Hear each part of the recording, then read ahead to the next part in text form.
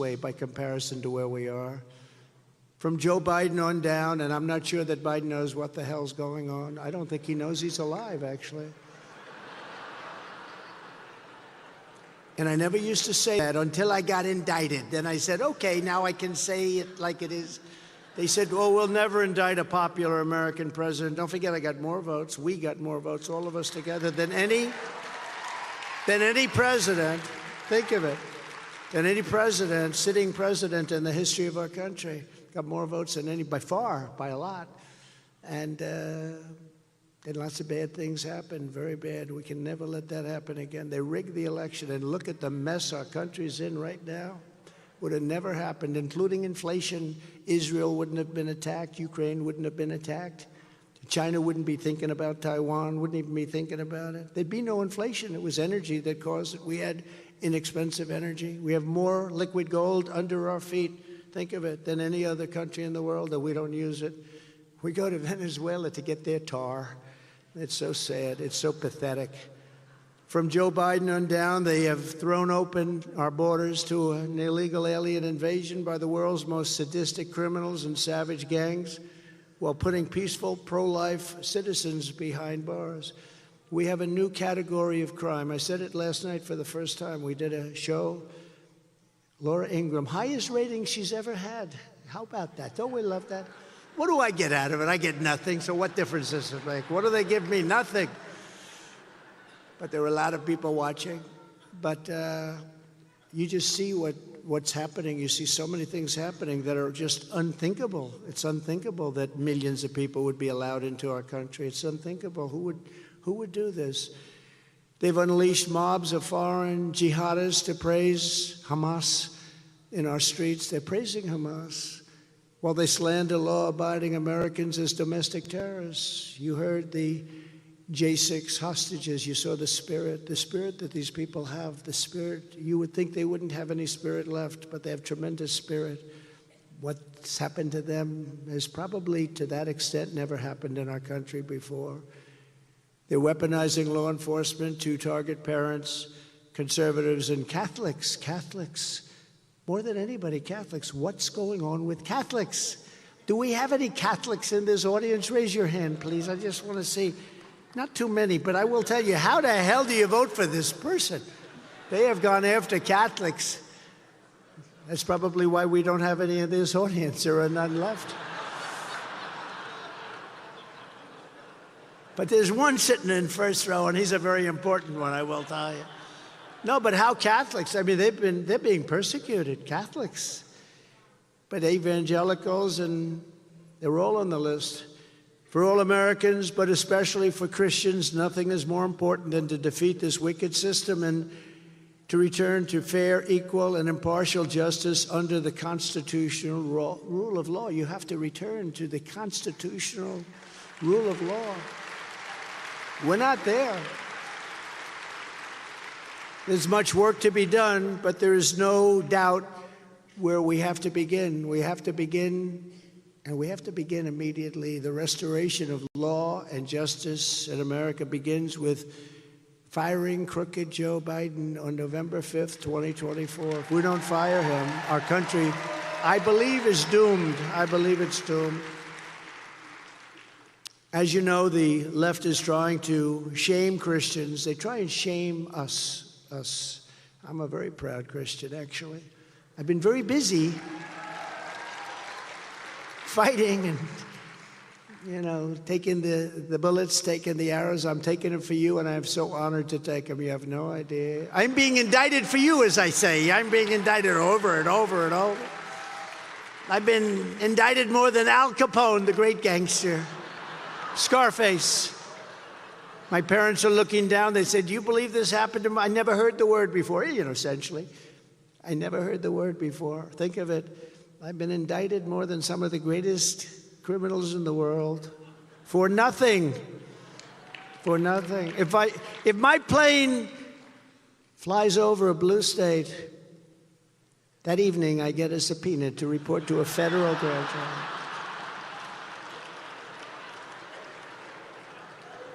Al Capone would have dinner with somebody. If he didn't like the look on his face, he'd kill them. He never gets indicted. No, no. What they're doing is very dangerous for our country. You see it. You see the support I have. Look, this never happened before. When somebody goes through this kind of stuff, they immediately go to the microphone. They say, I will be leaving office now. I will be home. I'm going home and love my family and cherish my family and fight for my name. And that's the last you ever see of this poor person. With me, I get indicted and my numbers go up. What the hell is going on? Because the people know it's a scam. They understand it. They know we're being scammed. True. It's so true.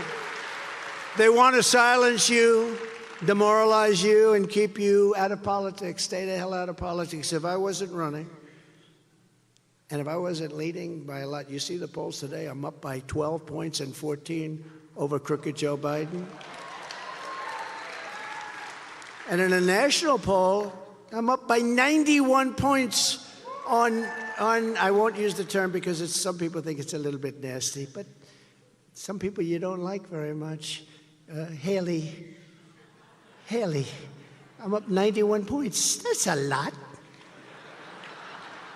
And in South Carolina, Nikki Haley is losing to me. It looks like she's going to lose by 25 or 30 points. That's a lot. She's governor, but people don't like her too much. And she's hurting the party, but I don't care. Let her run, because think of it, if she's not running, they're not talking about us. So maybe it's better if she runs a little bit. But she's not doing well, and we can't let it happen. You know, we have to stick together as a party. We have enough of a fight on whether you call it the radical left or the communists or the fascists or whatever you want to call them. That's our fight, and we have to save our country. But Christians, they can't afford to sit on the sidelines in this fight. They have to really get out there. They have to do what they have to do, and they have to win.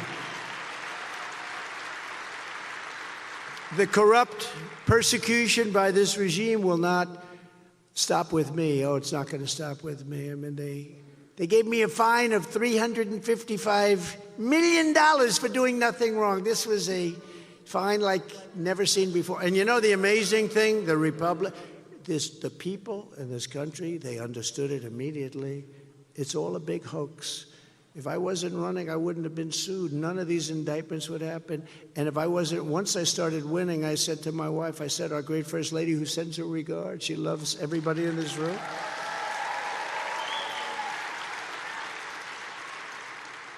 But I said, when I saw these numbers where we're way ahead, I said, oh, this is going to be painful. I'm going to probably get another 12 indictments in the next week or two. Although they're backfiring, I know I heard in one case they were getting ready to do it and they got a call from Washington, don't do it, we're going to indict this guy into office. But they're bad people. The chains are already tightening around all of us. I mean, if you think about it, ultimately the radical left is coming after all of us because they know that our allegiance is not to them. Our allegiance is to our country, and our allegiance is to our Creator. They don't want to hear that. They don't want to hear that. How any Christian can vote for a Democrat, Christian or person of faith, how you can vote for a Democrat is crazy. It's crazy. They've got to stop. They've got to stop because it's hard. You know, we have to really go out on November 5th, and we have to get votes like nobody ever got before because they always cheat. We have some great safeguards, a lot of things. The last time, well, we won one that we weren't supposed to win. They went crazy, and they decided to do things that they shouldn't be doing. And we were somewhat unsuspecting, and they did something that really has set back our country tremendously. But we're going to get votes. I will tell you, we did phenomenally in 2016. We won. We did much better in 2020. We got millions and millions of more votes, and we got scammed. And the enthusiasm was probably the likes of which nobody's ever seen in an election in this country for both of them. The enthusiasm for this election coming up in November is far greater than it was in 2016 or 2020. Far greater. It's not even a contest. I've never seen anything like it. Even coming over here, everybody has a Trump sign. Trump, Trump, Trump. And, unfortunately, we're still 9 months away, a little more than 9 months away. And the sad part is that the incompetence of this man and this administration can do tremendous damage in 9 months. And that's a long time, 9 months sounds like it's short, and it, politically speaking, is pretty short. It's not a long period. But the damage they do is just overwhelming, what they're allowing to happen to our country. What they cannot stand is that, in the end, we do not answer to bureaucrats in Washington. We answer to God in heaven. We do. We answer to God in heaven. So today I come before you as a friend and an ally and a fellow believer to ask for your help and your support and your prayers for this country. We need your prayers, most importantly. And I make you a simple promise. In my first term, I fought for Christians harder than any president has ever done before. You know that. You know that. And I will fight even harder for Christians with 4 more years in the White House. We did things that the likes of which nobody has ever done for Christians in this country, and I'm very proud of that and honored by it. Just think of what, with God's help, we already achieved in our historic first term. Just a few of the things under my leadership and working with you and a lot of the great people in the room. Jack, thank you very much, by the way. You see you sitting there. Everyone knows who I'm talking about. Thank you very much. Great job. And so many others. Under my leadership, we did more to uphold religious freedom than any administration in history, and everybody agrees. So, Robert, I guess you were right, weren't you, huh? We fearlessly protected the conscience rights of doctors, nurses, teachers, and faith groups like the Little Sisters of the Poor. We fought very hard alongside of them. And we had some incredible results. I blocked the IRS from using the Johnson Amendment to interfere with pastors' freedom of speech. And Joe Biden is trying to take it back. He's trying to take it away. They used that. I'll never forget, I was in New York in Trump Tower. It was 2015. I had probably 45 pastors, some rabbis. But we had people of faith and teachers of faith and very people I want to hear from. And I said, I'd love to have your endorsement. And they looked a little bit like bewildered. Because I didn't know what the hell. I never ran for office before. Now I'm running for president and I'm leading. And I say, I want to have your endorsement. And they said, no, I don't. We just can't do that. I'm wondering, because they had come up 2 or 3 times. We got along great. We all agreed on just about everything. But when I said, I'd love to have your endorsement, the room went sort of silent. And I called one of them over and I said, what's wrong? I don't understand. Why wouldn't you endorse me? I mean, the person you're talking about, and you could go either way, whether it's Biden or Hillary Clinton. I don't use the word crooked, for I took that word away from her and I put it now on Biden. I call her now beautiful Hillary. She's a beautiful woman. But I said, why aren't they endorsing me? I'm so much better. I mean, I don't want to brag, but I am so much for what you are all about, and what you're about is the most important thing. They said, sir, we're not allowed to. We have a thing called the Johnson Amendment. I never heard of that. I said, what is it? Well, if we openly support somebody, politically, we could lose everything. They'll take away, we have a tax-exempt status. They'll take that away. Churches will be devastated, will be devastated. I said, I never knew that. This was Lyndon Johnson, very powerful president, actually, powerful guy. He knew how to get things done, and he had a problem with, I guess they say, a pastor in Houston or Dallas, big problem. And he did this. He put this horrible rule into effect, and it was a very strong rule. And I said, so, and we were on the 68th floor of Trump Tower, and we're looking down on Fifth Avenue. I said, so that means that any person down there has equal power to you people, and you're the people that everybody wants to listen to, but you're not allowed to back that up because you need some political strength.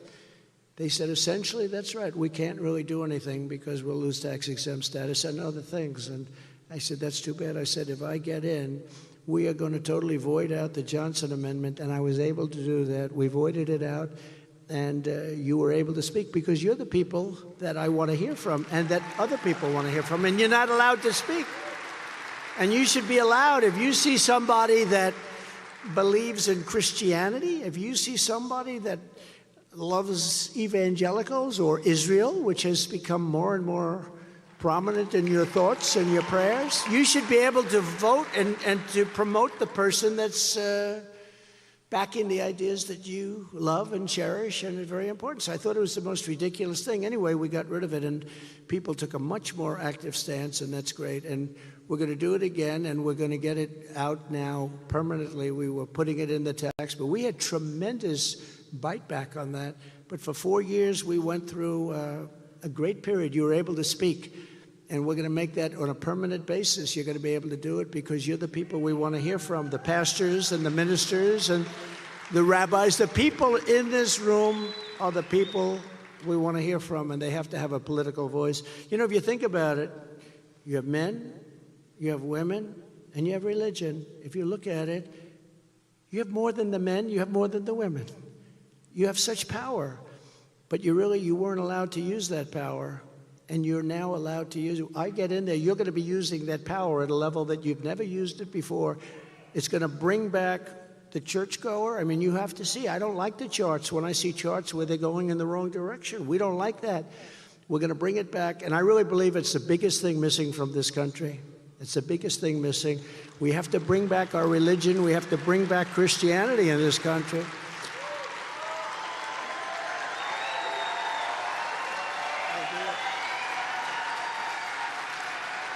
Thank you.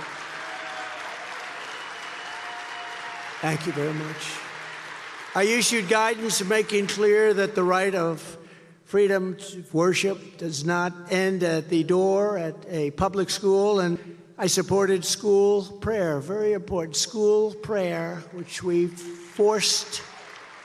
unfortunately had to force into some schools. It should be very easy. You would think it would be very easy, but it wasn't, but we did it. I was the first and only president to convene a meeting of the United Nations to end religious persecution worldwide. First time they've ever done it. They were not thrilled, but that was okay. They did it. I signed an executive order to install faith advisors in every federal department and agency so that your voice and the Christian worldview would be heard in the halls of power in Washington and all over the world. It was a very big deal. Very proud of it. Wasn't that easy to do, you know that. 4 years, we totally transformed the federal bench, appointing nearly 300 federal judges to interpret the law and the Constitution as written, a record, 300. I withstood vicious attacks to pick and confirm 3 great Supreme Court justices. The great justices, great people. They're great people, Neil Gorsuch, Brett Kavanaugh, Amy Coney Barrett. Nobody thought that was going to even be possible. We fought. This was not an easy thing to do. From my first day in office, I took historic action to protect the unborn, like nobody has ever done. Nobody has ever done it. Thank you. I reinstated and expanded the Mexico City policy. Ronald Reagan didn't do it. Nobody did it. Nobody did it like us, and was the first president ever to attend the March for Life rally in Washington, D.C. It was a great honor. And I was able to bring this issue for the first time in 54 years back to the states where everybody agrees on both sides. Everybody agrees that's where it should be, back in the states. It was so important. Everybody on both sides. And they are the radicals. Remember this. They try and paint a picture of disinformation, misinformation, almost the same, but actually not quite. But we won't go into that. But it's disinformation. And they try and paint a picture because they're willing to kill the unborn in the 6th and 7th and 8th and 9th months, and even after birth. I mean, even after birth. You remember the governor, that former governor of Virginia, that said, the baby will be born and we will decide to kill the baby after birth. We will make a decision with the mother. This is the first time I heard that, but there is legislation in some states where you actually have the right to do that. So they're the radicals. You're not the radicals. We're not the radicals. They're the radicals, and you have to say that. Politicians have to say that, because nobody believes that after a certain period of time, nobody believes that you should be doing this. It's like 97% agree. We also have to remember that we have to have people elected. So some things that you feel and you have to go with your heart, you have to stay with that, you have to stay with your heart, but you have to get elected, you have to get people elected. But what a difference a president makes. You saw that during my term. What a difference a president makes. So big, bigger than anything else. As I mentioned earlier, under crooked Joe Biden, pro-lifers are now being hunted down by the Biden regime as enemies of the state. Can you believe that?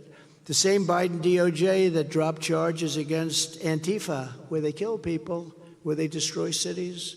Take a look at Portland. You can't even walk down the street. It's just, they don't even have storefronts anymore. They use 2x4s because if they put up a piece of glass to show their wares, it gets knocked out. Well, most of the stores are empty, so it doesn't matter. But take a look at what they did there. Take a look at what happened in Seattle, where they took over a big portion of the city. They literally took it. If I wasn't going to send in the troops, we were sending in the troops the next day.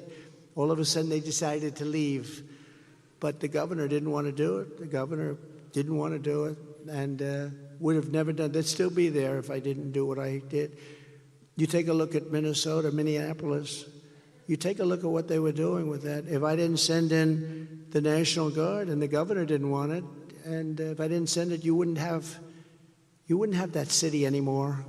Remember the CNN announcer saying, "This is a nonviolent protest." And behind him, the entire city was burning to the ground. Do you remember this? This is nonviolent in every way. I don't see a problem. And he also got hit on the knee with something and he went down. And the city behind him was burning. I never saw anything like it. But they're fake news. What can I say? I think one of the terms, they say, you come up with good names. I said, maybe fake news was the best. They're fake news. You know, when I first started, fake news. When I first started, the press had a very high rating. People actually believe them. You know, you think you read something in the New York Times, it's true. It's usually the opposite. The Russia hoax, they kept it going. It was supposed to be a one-day deal. It was a way of explaining why Hillary Clinton lost election that a lot of people thought she was going to win. Most people, I guess, thought that. I didn't think it, because we'd go to rallies with 45,000 people, and she'd show up and they'd have 25 people show up. I said, it's true, why are we going to win? But we won that, and the news just went crazy. And it was supposed to be a one-day event, Russia, and let's get on to running the country. But that went on for 2.5 years. And then they had the Mueller report, and it came in, no collusion. But I could have told them that on day one. And they would have known that on day one. They should have known it, because they had the laptop from hell, so they should have known it. That was, you have to say, that was truly the laptop from hell, wasn't it? Miranda Devine wrote a great book on it, and she was very nice. She credited me. She said, I got the name from Donald Trump. I saw him calling it the laptop from hell, and she named her book The Laptop from Hell. It was very, very successful. I didn't get anything out of it, though, Miranda. But it was a good book. It was. Can you imagine if they didn't? Can you imagine if he would have gone and picked up the laptop? David, it would have been a whole different country out there for them.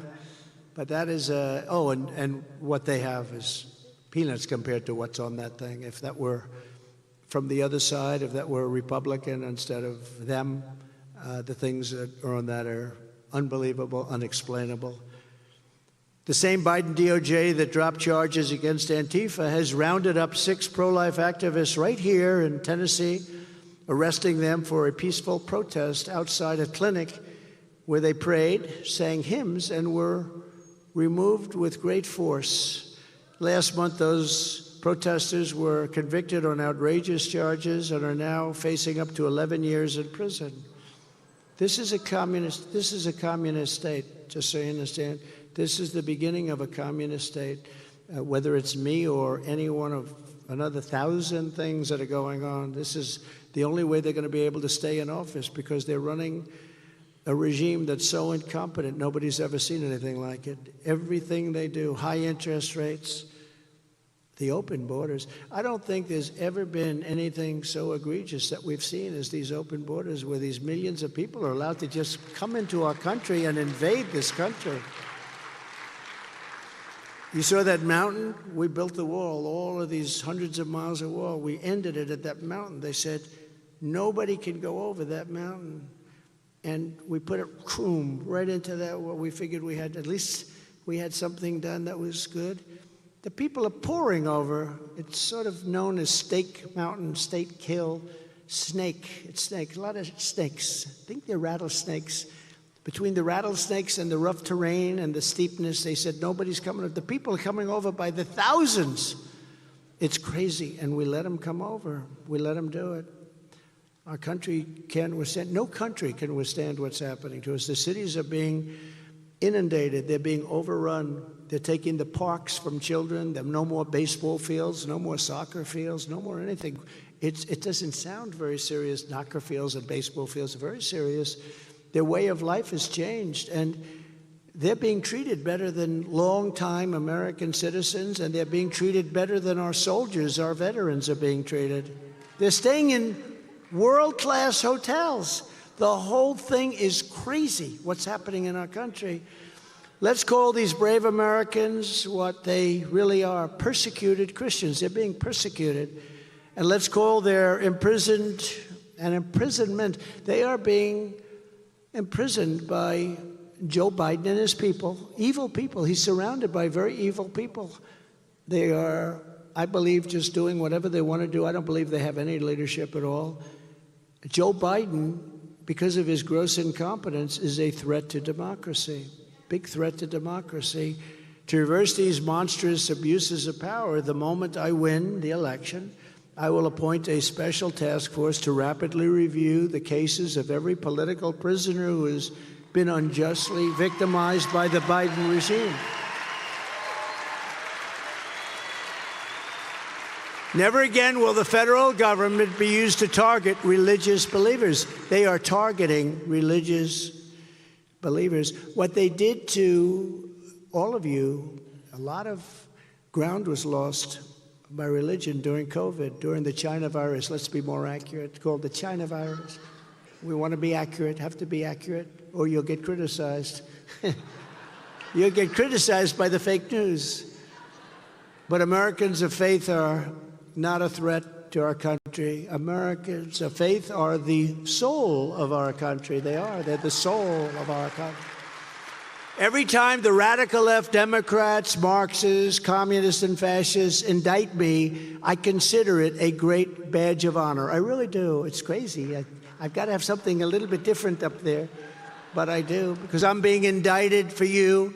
And never forget, our enemies want to take away my freedom, because I will never let them take away your freedom, and I'm never going to let it happen.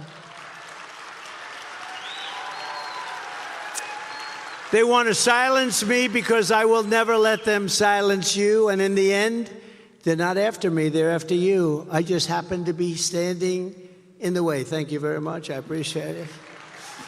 Not the easiest thing I've ever done. Building buildings was much easier. Remember, every communist regime throughout history has tried to stamp out the churches, just like every fascist regime has tried to co-opt them and control them. And in America, the radical left is trying to do both at the same time. There's never been anything like this. It's really dangerous, okay? It's really a bad thing. And you're going to leave this room, and some will say, oh, I think it's an over-exaggeration, and some will say it's actually maybe not even up to what it should be as a statement. It's very dangerous out there. They're doing bad things. They want to tear down crosses where they can and cover them up with social justice flags, which nobody even knows what it means. Nobody knows. They don't know what it means. They want to take off the name George Washington, Abraham Lincoln, Thomas Jefferson off schools and off monuments. Think of it. They take down statues like it's the most magnificent statues anyone's ever seen. And they knock them down like they were garbage. And so bad. But I see where the other day they wanted to take the name George Washington off a school. George Washington. When you lose George Washington, you've just about to hit the bottom. That means everything comes off the names of buildings. Even the name Trump is going to be off the buildings. There won't be a Trump up there, I can guarantee you that. If Washington can't make it and Lincoln can't make it, I'm going to have a big problem having my name on buildings. But no one will be touching the cross of Christ under the Trump administration. I swear to you, that will never happen. Never happen.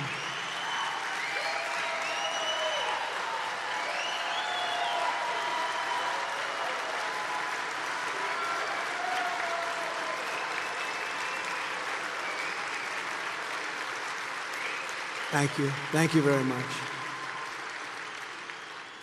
We're not going to let that happen. When I return to the White House, I will once again aggressively defend religious liberty, just like I had for 4 years. You had no problems. But we're going to defend it in all of its forms. We will protect Christians in our schools, in our military, in our government, and in all of those airwaves that your people, that you, Hewitt, and Sebastian Gorka, and all of the rest of you, I see a lot of you out there that you do such a great job in talking about in your broadcasts. And in Salem, what the job you do is great. I'm telling you, Salem has really done a fantastic job. I just want to thank you. You have courage. You have really courage, because I know it's not easy. Congratulations. And we will protect God in our public square, which they don't want us to do. I will never allow the big media or left-wing pressure groups to silence you, censor you, discriminate against you, or in any way tell you what you have to say. They want you to say what they want to have you say, and we're not going to let that happen. You're going to say as you want, and you're going to believe, and you're going to believe in God. You're going to believe in God because God is here and God is watching. God is watching. And God probably can't believe what he's seeing. I think he's having a hard time with this one. He's trying to figure, well, maybe he isn't, but everyone else is, I can tell you. He probably understands it very well, better than anybody. There's enough filth on our airwaves. American families need a haven where our children can be taught our values, not have radical values forced upon them, the families and the children. We don't want that. Our children hear enough about pronouns. What is with pronouns? If you really study it and look at it, it's sick. It's sick. I will protect the content that is pro-God. We're going to protect pro-God context and content. To that end, at the request of the NRB, I will do my part to protect AM radio in our cars. You know, we like to listen to AM radio because you know what we're listening to. Millions of Americans value listening to Christian broadcasters, and you're under siege. I know what you're going through. And this happened. This is a phenomenon that's just really happened. While they're on the road, we support you, and we are supporting all of those believers and the people that believe in you. We're not going to abandon you, and we're not going to abandon those great people that do these incredible broadcasts. They're incredible people. They're brave people. They shouldn't have to be brave people. They're smart people. They shouldn't have to be brave people. They should be nothing brave about it, but they're brave people because of this crazy government that we're developing more and more. It's a fascist government.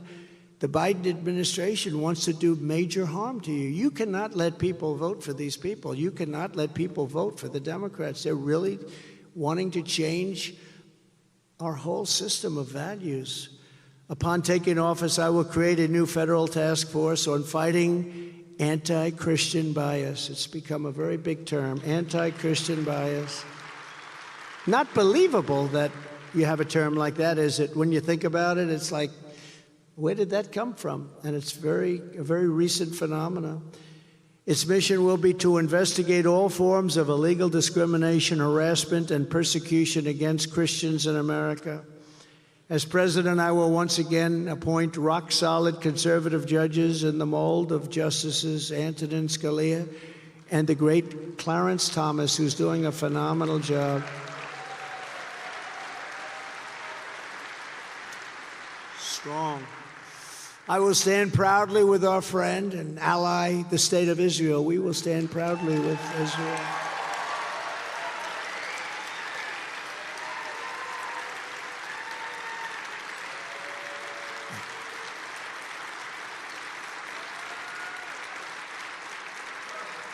In our first term, I kept my promise. recognized Israel's eternal capital. That was a big thing. Everybody said, oh, wow. You know, every president, David Friedman, every president for decades was saying during their process of getting elected, during the process, that we will name the capital, we will move to Jerusalem, we'll do all of these things. Never happened. And I understood why, because once I got in, the pressure that was put on me by other countries was extraordinary. And I've told the story when I was going to move our embassy to Jerusalem, therefore becomes the capital of Israel. I was getting calls by leaders of other countries, very powerful leaders, some leaders not so far away from Israel, frankly, and they'd say, what is it about? It's about Jerusalem, it's about the capital. And I said, this is tough. I'm doing it, so there's no reason to go through these long calls. So I said, please tell them I'll call them back. This was a Wednesday. Please tell them I'll call them back on Monday. Okay, so I called back on Monday. So on, I believe, a Thursday or whatever, I announced, we had a news conference. It was incredible. I announced that we were doing this. And it was tremendously, you know, don't forget, they said the world was going to come to an end if this happened. Well, nothing happened. Everybody waited. They said this will be the bloodiest thing that's ever happened in history, and nothing happened. And I thought that was probably going to be the result, but nothing happened. But I did it, and Israel, therefore, became the capital. And it was a big thing. And on Monday, I called back the biggest leaders in the whole world, richest leaders, biggest leaders. I said, hi, what's up? They said, I called about Israel and you're naming the embassy, putting it into Jerusalem, and it's too late, isn't it? I said, yeah, I did. I wish I spoke to you earlier. David was there, right? That was a little easier than getting into arguments. I also recognized Israeli sovereignty over the Golan Heights. That was a big one. That was a big one. Probably, not that we did it for dollars, but probably worth trillions of dollars. As a real estate professional, I will tell you that was a big deal. And you know, they were negotiating that out for 62 years. Every year, planes would fly in, fly out, fly in, fly out. They'd have a meeting every year for many, many years. Like over 60 years, I think. I called David Friedman into my office. I said, David, explain the Golan Heights to me, please, in 5 minutes or less. Now, this has been going on for 68 years or something. The planes would come in, they'd have these big summits, they'd leave, nothing would happen. And he did. He explained it in less than 5 minutes. And I said, let's do it. And I just did it. And it's a big deal. But the biggest thing I did, in my opinion, the biggest thing was I withdrew from the disastrous Iran nuclear deal that Israel never wanted. Now, the problem is that the Biden administration did nothing. We could have made any deal we wanted. That deal was done. Iran was broke, totally broke. They had no money because I said anybody buying oil from Iran is not doing any business in the United States, right? And China stopped. They all stopped. They were doing no business. Iran was broke.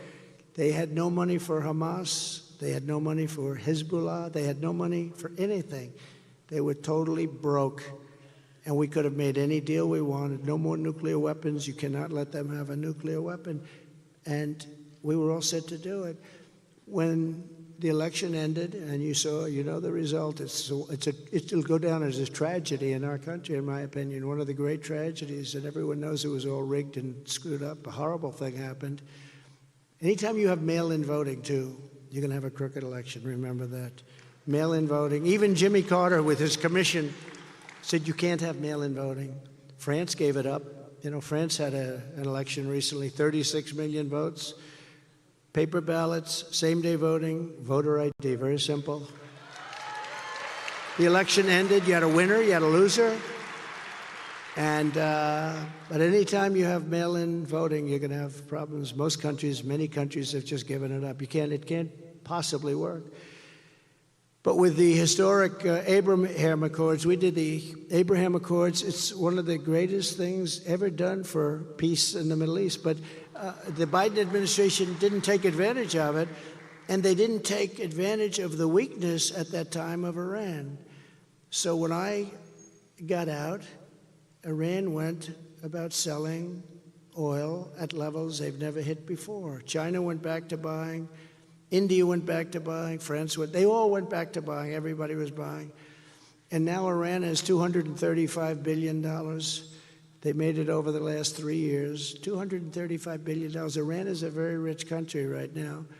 And what a shame. It was a great time. We could have negotiated any deal. We don't want to hurt anybody, but we just don't want them to have a nuclear weapon, because when they have a nuclear weapon, very bad things are going to happen. And they're very close to having that now.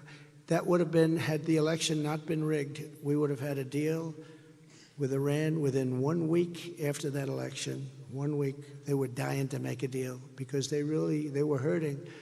And it would have been a great deal for the world. It would have been a good deal for them. I want everybody to be happy. They just can't have a nuclear weapon. So it was one of those things. But the other is that, again, Ukraine wouldn't have been. I just looked at some reports that just came out on Ukraine. The death there and destruction is just unbelievable.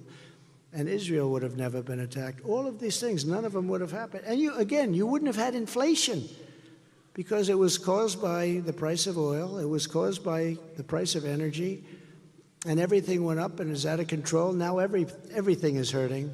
Everything is hurting. And by the way, the numbers on inflation are so massive over a 3-year period. I think the real number is probably 38%, that no matter how much you made, you're losing a lot of money. You're way behind the 8 ball. I also cut off funding for the United Nations organizations that were funneling billions of taxpayer dollars to Hamas, yet Joe Biden gave it back.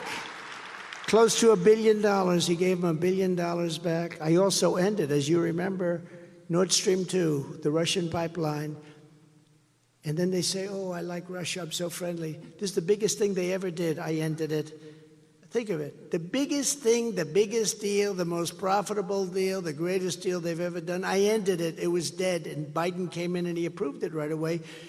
But he killed the Keystone pipeline. He killed our pipeline. He let Russia build their pipeline to Germany and all over Europe.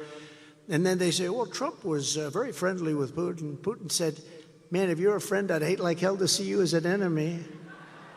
I'd like to ask a man who's with us tonight, and he's been with me the entire way, Ambassador David Friedman, just come up and say a few words and give us a little of that wisdom, please. Thank you.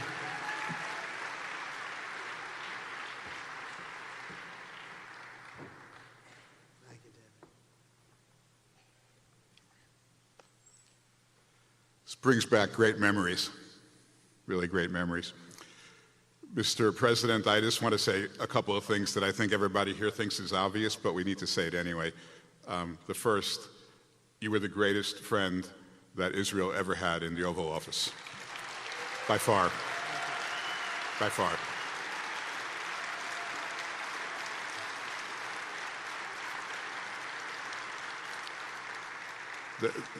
The second thing is that the tragedy that is now befalling the state of Israel, and it breaks my heart, and I work on this every day, and I go back and forth.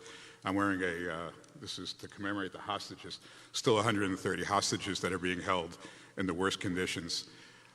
As you said, this wouldn't have happened had we still been in power, had you still been in power, had I still been working for you, for obvious reasons, because the money that now Iran is using to sell oil, the money that you cut off to the Palestinians that they now have, the money you cut off to the United Nations that they still have, all of this was the lubricant that enabled Hamas to conduct their horrible attacks, and Hezbollah too.